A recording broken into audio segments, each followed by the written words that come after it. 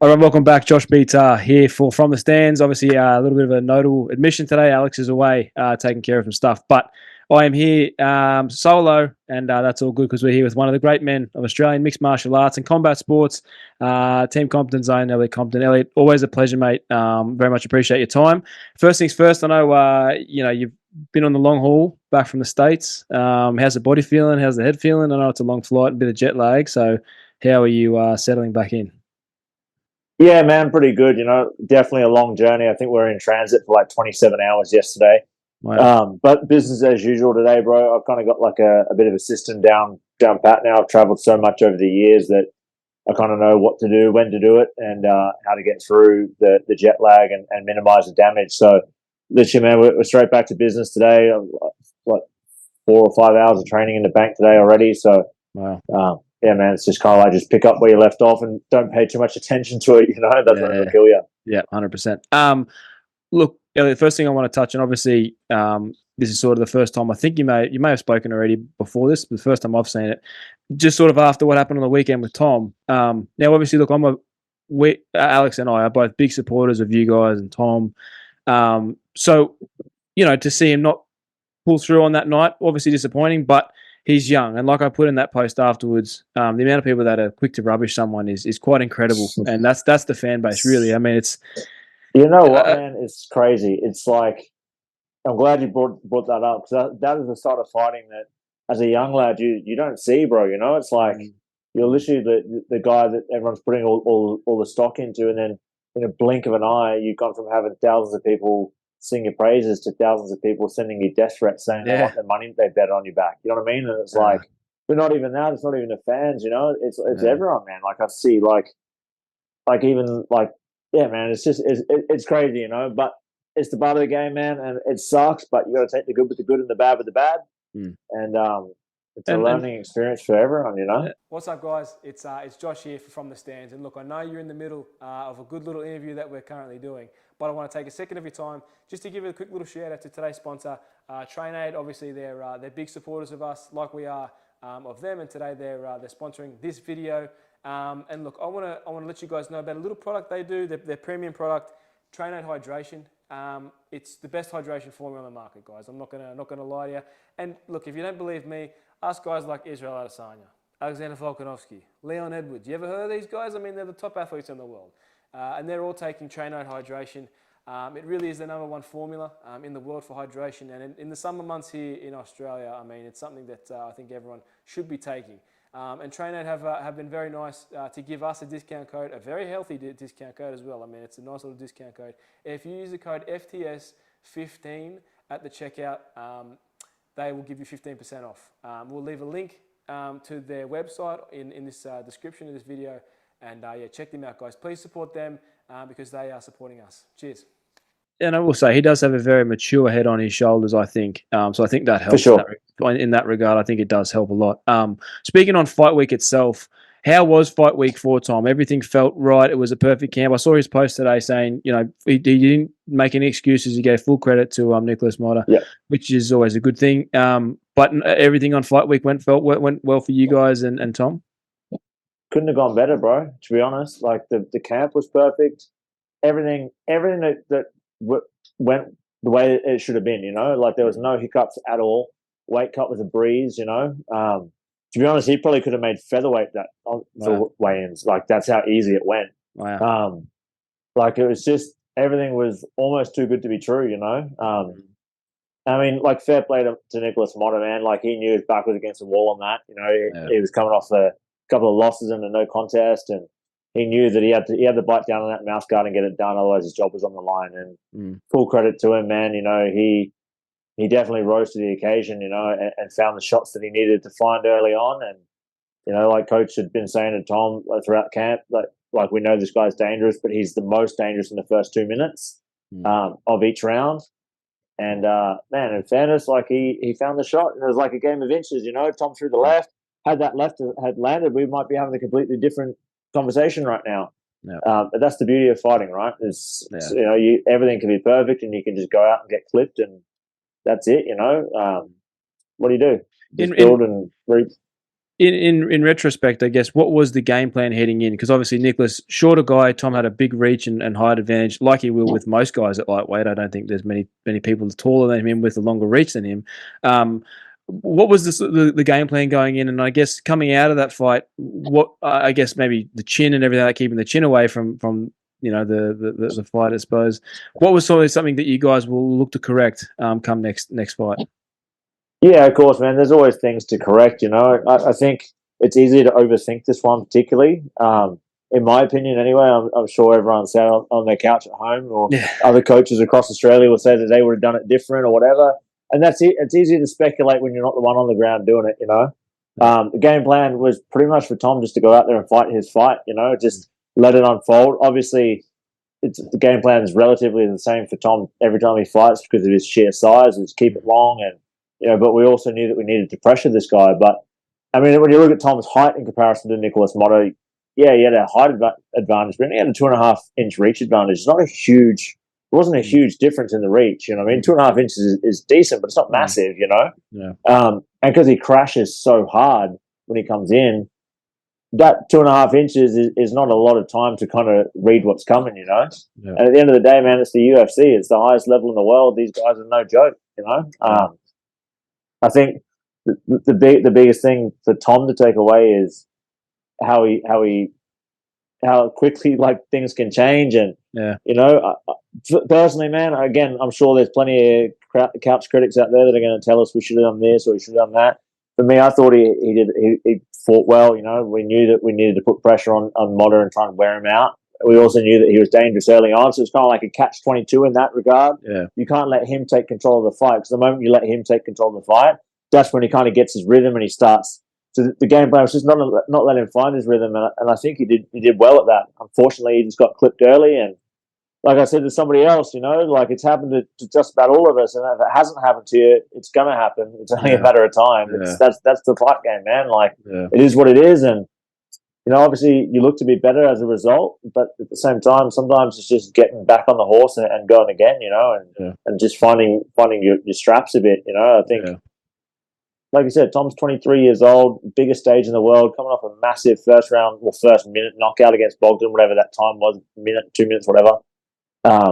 Like his spirits were high, and I think it's just a matter of remembering that on the next one and understanding where to go next with it. I think that's all that matters, And I think and the last thing we'll touch on about Tom, and then we'll move on, but I think he should have come in with that same confidence that he had, because he had every right to have that confidence. His skill set, what he did on the Dana White's Contender Series, the amount of hype that I think he still has around him and still has to come is insurmountable. And also, I also thought my first reaction to him losing was, this is such a good thing, because he's lost that pressure of, and not that, a lot of fighters do this, is the undefeated thing, but you've suffered the first loss. Okay, now we can move on from that. And now we can actually, you've got the jitters out, you've got the nerves out of you being in the UFC. Now you can focus on the next fight and what comes next, more as opposed to, it's such hype around, your debut. It's a massive, massive thing. All eyes are on you that week in Australia, of course. Did you spend, how was Tom, obviously, the way back? I know he's, like I mentioned, he put the post up today saying he's all good, everything was in high spirits. But how was he when you guys made that trip back? Yeah, he was okay, bro. Disappointed, heartbroken more than anything. Like physically, he's okay. Like he didn't go out. He took some big shots, absolutely. And I think the ref gave him ample opportunity to try and find himself, and it just didn't happen. So I think the stoppage was fair too. Yeah. Man, like exactly what you're saying. I still back everything that I said last week about Tom. I still believe that he has the ability to go all the way in this sport. He can be a world champion. He can be whatever he decides to be in this sport. This is just a hiccup. It's a roadblock. Like this is the brutal side of MMA. People, like Man United lose a match and people don't say, "Oh, they're the worst team in the world anymore." It's sport at the end of the day. Like, yeah, losing sucks, but. And at the end of the day, there's always a winner and a loser, no matter how prepared you are, no matter like what the odds are on paper. But when that cage door locks, it's a 50-50 chance. That's it. The 50-50 odds, Yeah. And like I said, you're dealing with the best guys in the world. Even the worst guys on the roster are still the best guys in the world. Yeah. Like it is what it is. It's frustrating. It's heartbreaking for all of us. You know, like when I sat cage side, like almost paralyzed, I couldn't move. I just did not expect that to go down the way that it went down. You know, but at the end of the day, like man, like I could tell you a whole bunch of fighters off the top of my head that have experienced that same thing and then gone on to become absolute legends of the game. You know, like it is what it is. Like let's not overthink about it too much. Just get back in the gym. Let's do what we can. Well, like obviously he's got to deal with a bit of a suspension. It's fine. I think it's like 30 days or something. Just do what we can, rebuild, and let's go. I think that's what you can do, and try and block out these naysayers and the people that are like, I don't know, man. There's been some shit today, to be honest. That I don't want to go down a rabbit hole. I don't want to give it any attention, but it's like it's pathetic, man. For me, I just wondered what happened in this sport where we went from being able to back a 23-year-old kid, give him a pat on his back, from a small town in Toowoomba, he's chasing his dream on the world stage and faced a hiccup, facing adversity. Why can't you just give him a pat on the back and say, good on you, mate, we'll get him next time. There's plenty of room in this sport for everybody to succeed. You don't need to be, like trolling him and putting up videos and doing all this bullshit. Like, come on, man. Like, I don't know, man. It frustrates me sometimes because it's like I was from an era where you roll the dice and, you didn't come up trumps. People give you a pat on the back and say, good on you for taking the hard road, not taking the easy road. But I don't know, man. The sport's a different place now, I think like the dinosaur in me has to accept that sometimes too, Yeah, 100%. Well, I absolutely, man. And look, my hope for Tom is that the UFC comes back to Australia this year, which I think they will, and hopefully he can get a showcase on that, if not sooner. Moving on from that, obviously big news with you fighting a lot within the next month and a half, 2 months. I mean, you're fucking pretty active compared to last year. I mean, I know so many bouts fell out for you, unfortunately, but I mean, what a way to start the year! Two fights within 4 weeks. First one I wanted to touch on was the second one was obviously Lachlan Stitt at the Eternal coming up in March. I think this is his first fight, I think, since he lost early last year. I think it was middle of last year. I guess, what are your thoughts on Lachlan as an opponent? Because he was pretty highly touted. I think he still is a good prospect coming through. And you've obviously got a lot of experience compared to Lachlan, I believe. So what are your thoughts on him as an opponent? Yeah, man, Lachlan's a G, bro. He's a gamer, I said ages ago when he fought JJ from our gym, he's got a mad skill set, man. And like, that's what excites me, like, I mean, on paper, he's what, 2-1 or something? Yeah. I couldn't even tell you, to be honest. I think he's 2-1. Yeah. Man, like, what was he, 24, 25, something like that, maybe? Yeah. Again, man, he's got the world ahead of him. And fair play to him for stepping up, because I tell you what, man, there's a lot of people with bigger records and more experience than him that weren't willing to step up and put it on the line, So, man, hats off to him. He's a dangerous opponent. He's got power on both hands. He's got some mean head kicks. He's good on the inside with his elbows. I think it's an exciting fight, man. And I think once you take the experience disparity away from it, and it's a fight for the fans, I think it's going to be an absolute war. And credit to him for actually stepping up, because a lot of people have said no. So, man, I'm grateful for that. And like I said, man, like when Cam offered me the fight, I'd already booked a fight in Dubai because we hadn't had an opponent say yes. Yeah. So we're kind of like I said to Cam and Ben, look, I'm happy to do this, but I'm not turning this fight down. I've had 9 events cancelled last year and I went through 22 different opponents. Man, I'm taking what comes up. And Cam and Ben were awesome. They said, yeah, no worries, all good. It's 4 weeks, not ideal, but we're willing to work with you on that. And Lachlan was too. So, man, like, it's cool. He gets it. Like, everyone gets it, Like, yeah. I did have someone reach out to me last week, ask me, is it a smart idea? Am I worried? And it's like, man, like, I know I haven't been super active for a while. I get that. But this is where I did my best work when I was coming up. You know what I mean? Like, yeah. I'm an active fighter. I like to be active. Ideally, I want to fight every 4 to 6 weeks every year, Yeah. But unfortunately, different circumstances, COVID, contracts, and whatever else didn't happen, fallouts. So for me, man, I want this year to be one of the biggest years that I've had in my career, and see where we end up at the end of the year. So. Yeah. Well, you are competing at Alpha Fight Series in the UAE, like you mentioned. And I guess, how did that fight all come about? Was this something that had been talked about for a little while? Was it something that had just sort of come together very quickly and it all worked out, timeline-wise for you, and it was all a go-ahead? Because it's sort of, I know you mentioned it to me late last year, saying there was something coming up, but how long sort of was that process getting that done? kind of like a long process and a short process, to be honest. So the guy that I'm fighting, I got offered to fight in Melbourne under K1 rules last year. I think it was August, maybe. I can't remember the exact dates, but and we said yeah, but there was a few hiccups, and the event never ended up going ahead. So when this came up, Peter Hatton reached out to me. He's like, "Hey man, we're doing the show in Dubai.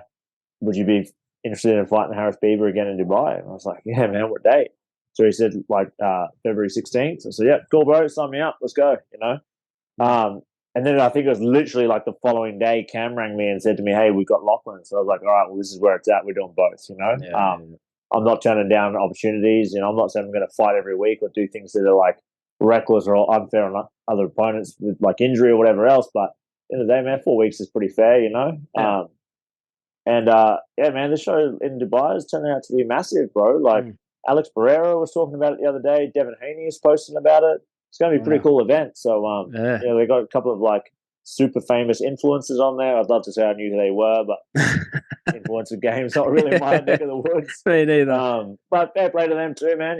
I think they train a fair bit. I don't think it's like they train for 3 weeks and jump in. I think they're pretty decent from what I understand. So yeah, man, I'm excited, bro. It's going to be cool. Couple last things from me, Elliot. One guy who's got a pretty big fight coming up is Dom Marfan. I'm pretty high on Dom. I think, in my opinion, he's the next one. I think from Australia that gets a shot. Just purely on his evolution too is pretty impressive, considering where he's come from the last fight against Quinlan to now, and especially how active he was this year. I think that played a big part in things, and how keen he is in working with guys like Tom and yourself on a daily basis. That guy's improved leaps and bounds. I guess. What are your thoughts on Dom over this fight against Quinlan? As the fight draws near, it's getting closer. How is Dom? And sort of what are your thoughts on the fight itself? Yeah, man, I agree with that wholeheartedly. Dom is definitely one of the hardest workers that I've ever come across, but it's not just necessarily hard work in terms of like his output on the mats. It's his attention to detail. It's his will to improve. This, like, in my opinion, him and Dom are like neck and neck like that, no matter what's going on in life, no matter like rain, hail or shine, like we are always on the mats here at Team Compton. Our whole team is like that, to be honest. Dom is just like on another level at the moment, man. He's working harder than I've ever seen him work. We just literally, like, we've had a bunch of high level guys come through recently, and Dom has just completely excelled, Yeah, man, I think I see Dom winning this fight. I mean, like, I'm sure Quillen's training partners and coaches will say the same. Of course, it's a fight game, No one's going to say anything other than that about their fighters or their friends. But for me, I just feel like Dom's an anomaly, to be honest, man. I think there's something special about him that the world still hasn't quite seen yet. And I think this will be a real coming out party for him. I think this is where you'll really see, like, we've seen like a little bit of the street border here and there, like rear his head. He looked good against Jimmy the Dog. He looked good against Jordan Thomas and Michael Stanoff. But I think this fight, you know what it's like, bro. When you're a fighter, you need a decent dance partner to be able to showcase your skills. And I think Stanoff could have been that guy, to be honest. But I think Dom just suffocated him and kind of just took his game away from him very early. Yeah. But I think Quillen is like the perfect dance partner for this fight for Dom, I mean, like, I know they fought before and Quillen got the win, but you know what the fight game is like, bro. Nothing's ever as it seems. There's a lot that goes on behind the scenes, and Quillen's the man, bro. And again, this is the thing, like, people are saying, oh, this has like UFC ramifications. Like if Dom beats Quillen, he'll get in the UFC, and Quillen beats Dom, then he'll get in the UFC and whatever. There's plenty of room for both of them. It's not like, oh, you suck, you lost, you're never going to fight in the UFC. Like, what's Quillen, 24, 25, something like that? Yeah. Dom's 23. Like, these are kids, bro. Like, man, like, if you look at these two guys, and they are the future of the lightweight division in this country, our sport's in very good hands, man. Quillen, like, I'm not taking anything away from Quillen. I think the kid's awesome, man. I think he's definitely going to be a star in the UFC as well. Do I think Dom can beat him? Absolutely, I think Dom can beat him. Do I think that he can beat Dom? Yeah, well, he's already done it once. We'll see what happens again. in my opinion, from what I see day in, day out on the mats, and obviously I don't see what goes on in Quillen's camp, Dom is just on another level at the moment. And I wholeheartedly believe that he's going to take it to Quillen and he'll prove that, you know. And who knows, maybe we'll see a trilogy in the UFC. Who knows, you know what I mean? But I think, like, when you strip it back and you actually look at what it is, that fight particularly, in my opinion, are two of the best fighters in the country battling it out to showcase, no, I'm the number one guy. And I think that's exciting for everybody, bro. Yeah, you're 100% right too with what you said about why both guys can't get to the UFC. I mean, you look at a classic fight of Jack Della Maddalena versus Kevin Jousset. Now, Jack Della Maddalena won that fight. He goes through, wins a couple more, and goes to the UFC. Kevin Jousset is still on the local scene. Now he's in the UFC, and all that talk back then means nothing because they're both in the UFC now. And you know, the talk comes of, oh, maybe they should fight again in the UFC. That'd be a fun fight and all this stuff. So you're 100% right. I do agree. Last thing, man, I'll just touch on. I guess with the two fights coming up in such a short span, what does this year look like for you? I guess paint me a picture because you know, 2 fights in 4 weeks is pretty unheard of. I mean, it's pretty game. What does the rest of the year look like for you? Is there any other shows that particularly stand out for you? I know there was talks of Hex. You fought on Beatdown before. That's a great show with Damo. So what does this year look like for you? Man, we've got a lot of different fingers and a lot of different pies at the moment, bro. You know, like I'm working pretty closely with my management, Remington from Ruby over in the States. There's going to be a busy year, man. We've got a lot of things, both here in Australia, overseas, in Asia, Europe, the US. There's a lot of different options, you know. And I don't want to count my chickens before they've hatched. So, like right now, I'm just focused on what's in front of me, and that's Harris Bieber in UAE, and then obviously Lachlan Stitt in March. For me personally, I'd like to back up again and fight another 6 weeks later, barring injury. You know, if everything's all good, I'll go again. You know, I'll try and fight early May, maybe, or even end of April. We'll just see what comes up. You know, like for me, the last year particularly absolutely sucks for me. You know, on a fighting level. You know, I didn't get to have one fight last year. I had one fight the year before. I had one the year before that, and it's been frustrating. You know, and it's not through me not training or not being ready. I've been on the mats. You ask any of the boys, I'm on the mats every single day from 5 o'clock in the morning to 8 p.m. at night without fail.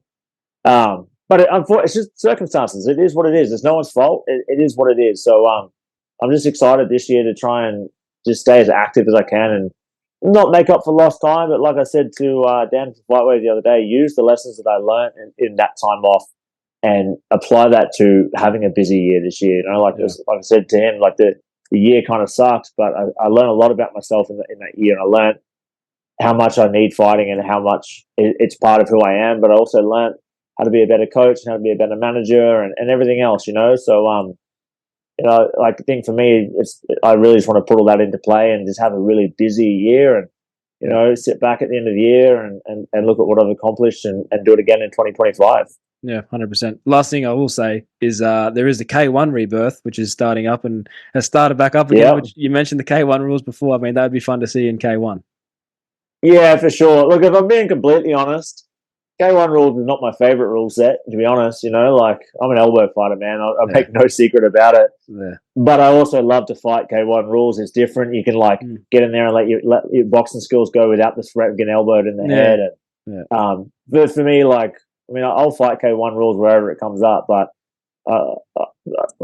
to purely focus on K1, it's a big trade for me, you know. Like I made a career out of knocking people out with my elbows, and I want to continue to do that. So this one's a bucket list fight for me, and you know, like I think stylistically, Harris Bieber and I make for like a super exciting fight under K1 rules. You know, he's got some heavy hands, I've got some heavy hands, and I think we can get in there and absolutely blow UAE away with the fight, and hopefully more opportunities come up because of it.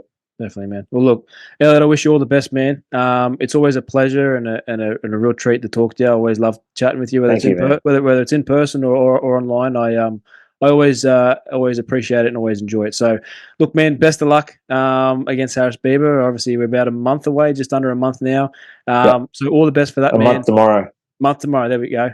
So all the best, man. And look, I'm sure we'll see it at Eternal in a month and a half time. 100%. And wish you all the best, man. Wish you all the best. Nice one, bro. Thanks for having me, man. Talk soon, huh? Awesome. Thanks, brother. Thank you. Appreciate it. Thanks, man.